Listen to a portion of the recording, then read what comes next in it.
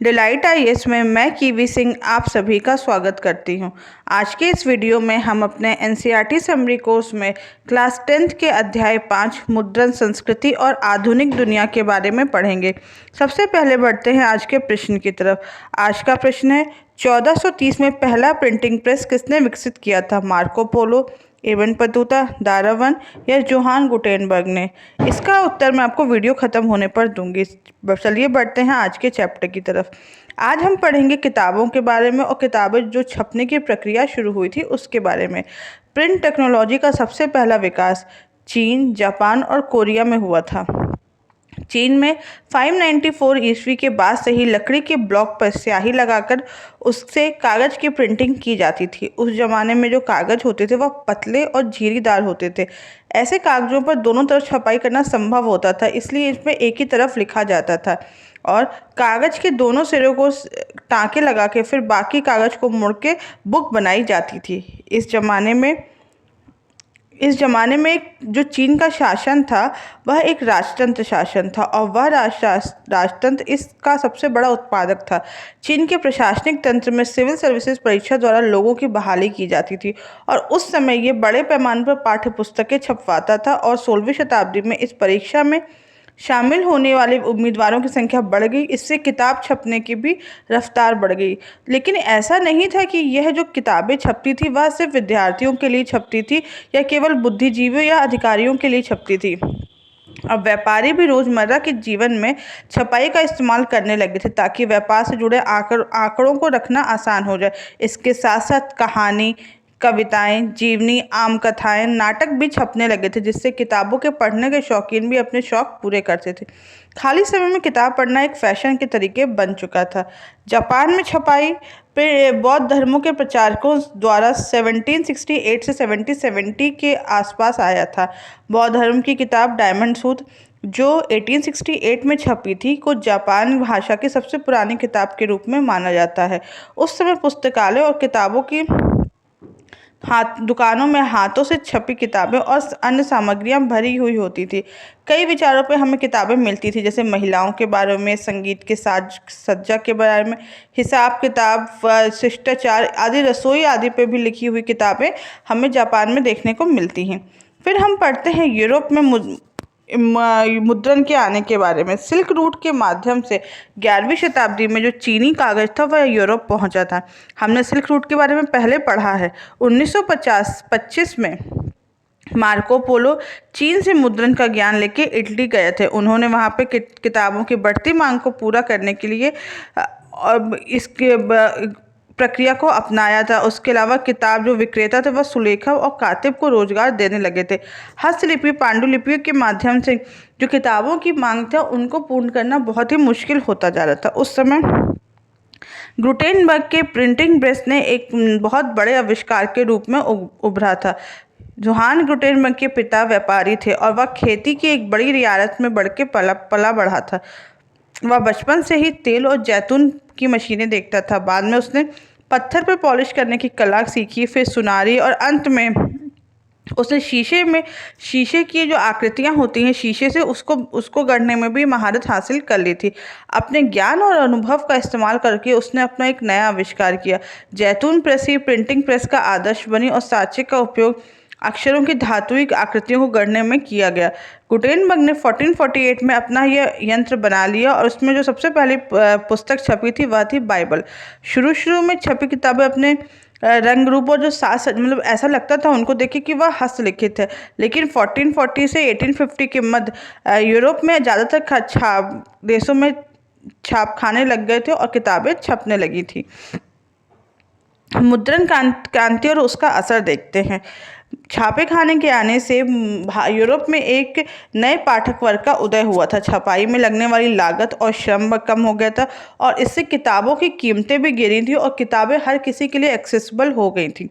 बाजार जो था वह किताबों से पट गया था। पाठक वर्ग भी बढ़ता चला गया था। पढ़ने वाले लोगों की संख्या भी लगातार बढ़ती चली जा रही थी। मुद्रण क्रांति के कारण जो पहले की जनता श्रोता होती थी अब वह पाठक में बदल चुकी थी। किताबें समाज के अनेक तबकों तक पहुंची थी और किताबों से अनेक जगह परिवर्तन भी आया था। फिर हम देखते हैं धार्मिक विवाद और प्रिंट के डर को। अधिकांश लोगों का यह भय था कि अगर मुद्रण पर नियंत्रण नहीं किया गया तो विद्रोही और अधार्मिक विचार पनपने लगेंगे। धर्म सुधारक मार्टिन लूथर किंग ने अपने लेखकों के माध्यम से कैथोलिक चर्च की कुरीतियों का वर्णन किया था। उसके अलावा टेस्टामेंट के लूथर के कारण ही चर्च का विभाजन हो गया और प्रोटेस्टेंट धर्म सुधार के आंदोलन की शुरुआत हुई थी। धर्म विरोधियों को सुधारने के लिए रोमन चर्च ने इन्विक्शन प्रारंभ किया था। 1858 में रोमन चर्च ने प्रतिबंधित किताबों की सूची जारी की, जिसके आधार पर उन्होंने धर्म पे निकलने वाली जो लोग अपने विचार देते थे या जो धर्म की कटुता पे या जो कठोरता पे जो लोग अपने विचार रखते थे, उन पे उन्होंने इसको रोक लगाने का बहुत ज़्यादा प्रयास किया था। फिर हम देखेंगे पढ़ने की, लोगों के बीच में ना पढ़ने का एक तरीके का शौक फैल गया था। 17वीं और 18वीं शताब्दी के मध्य में यूरोप की जो साक्षरता था उसमें भी काफ़ी ज़्यादा सुधार हुआ था। 18वीं शताब्दी के अंत तक यूरोप के कुछ भागों की जो साक्षरता थी वह 60 से 80% तक पहुंच चुकी थी। फिर हम देखेंगे कि छपाई के कारण वैज्ञानिकों और तर्कशास्त्रियों को भी अपने नए विचार, नई खोज जो सामान्य जनता थी उन तक पहुंचाना आसान हो गया था। किसी भी तरीके के आइडिया को या किसी भी तरीके के विचार को अधिक से अधिक लोगों तक बांटा जा सकता था और उस पर बहस भी हो सकती थी। मुद्रण संस्कृति और फ्रांसीसी क्रांति के बारे में देखते हैं। कई इतिहासकारों का मानना था कि प्रिंट संस्कृति ने एक ऐसा माहौल बनाया था जिससे फ्रांसीसी क्रांति की शुरुआत हुई थी। हम देखेंगे कि फ्रांसीसी क्रांति में जो विचारधारा प्रचलित हुई है वह लोगों में इसके विचारों के फेर से ही हुई है।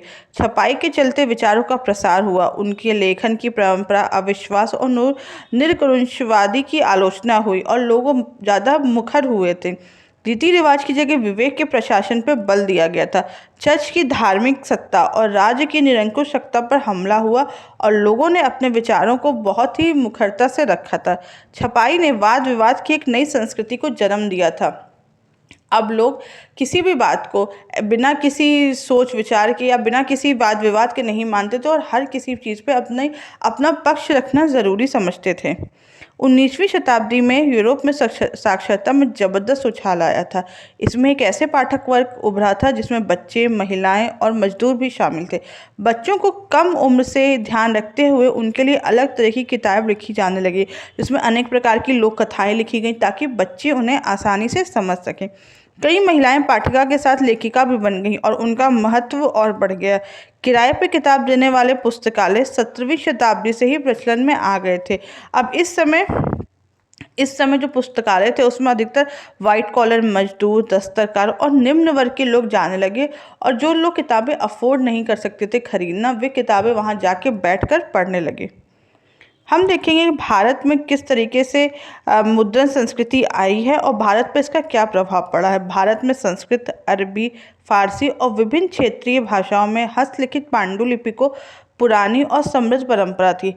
पांडुलिपि ताड़ के पत्ते या हाथ के बने हुए कागज पर नकल करके बनाई जाती थी और उसका उम्र बढ़ाने के विचार पे उस पर जो जिल्द या तख्तियाँ बांध दी जाती थीं। पूर्व औपनिवेशिक काल में बंगाल में ग्रामीण क्षेत्रों में प्राथमिक पाठशालाओं का बहुत बड़ा जाल था। मतलब बहुत सारे हिस्से में प्राथमिक पाठशालाएं थीं, लेकिन विद्यार्थी जो ये होते थे अधिकतर पाठक नहीं होते थे। यह केवल श्रोता होते थे और किताबें नहीं पढ़ते थे। गुरु अपनी याददाश्त इनको किताबें सुनाते थे और विद्यार्थी उन्हें लिख लेते थे। इस तरीके से बिना बहुत कुछ पढ़े हुए, कई किताबें पढ़े हुए लोग साक्षर बन जाते थे। इन किताबों के प्रयोग की एक सीमाएं होती थी। जो पांडुलिपि होती थी किताबों की बढ़ती मांग से पूरी नहीं हो पाती थी।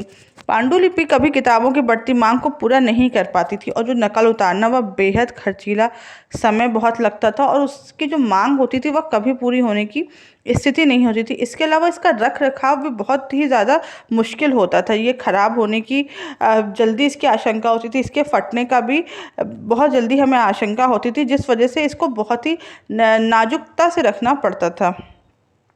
मुद्रण संस्कृति का भारत में आना।